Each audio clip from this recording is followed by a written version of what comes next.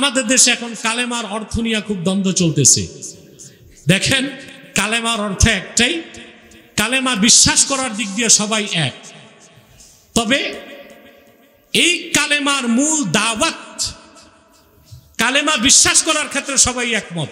ইমানদার হিসেবে ইমান সবার এক, আসলুল ইমান সবার এক, কিন্তু এই কালেমার ব্যানারে কাজ করার ক্ষেত্রে ধরন ভিন্ন ভিন্ন। ধরন কি ভিন্ন ভিন্ন। এর মধ্যে সবচেয়ে কষ্টের কাজটা হচ্ছে আহকামে শারঈয়া, আল্লাহর বিধান জমিনে কায়েম করা। এই পথে অগ্রসর হলে অধিকাংশ সময় ফাঁসি এবং জেল জুলুমের ভয় থাকতে পারে, কিন্তু কালেমা বিশ্বাসের ক্ষেত্রে সবাই এক। এই ক্ষেত্রে সামান্যতম যার অবিশ্বাস থাকবে তাকে মুসলিম বলার সুযোগ নাই, সে জিন্দিক, সে কাফের।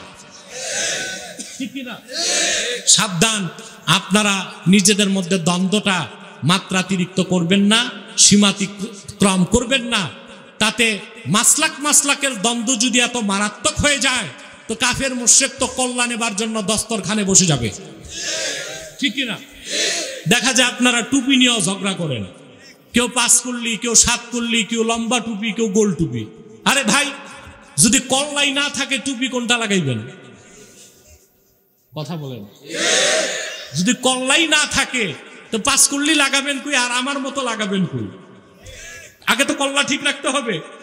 তো যেভাবে দ্বন্দ্বে জড়ায় যাচ্ছেন বাংলাদেশে আপনারা, মাসলাকগত দ্বন্দ্বে, কাফের মুশরিক তো কল্লাই কেটে ফেলবে, তখন তো টুপি লাগাবার জন্য মাথাও খুঁজে পাওয়া যাবে না বাংলাদেশে। আমার মাসলাক আমার কাছে, আপনারটা আপনার কাছে। দ্বীন ইসলামের সুমহান স্বার্থে আমরা এক হয়ে যাব। পারবো না ইনশাআল্লাহ? আল্লাহ তাআলা আমাদেরকে কবুল করুক, আল্লাহ তাআলা আমাদেরকে মঞ্জুর করুক।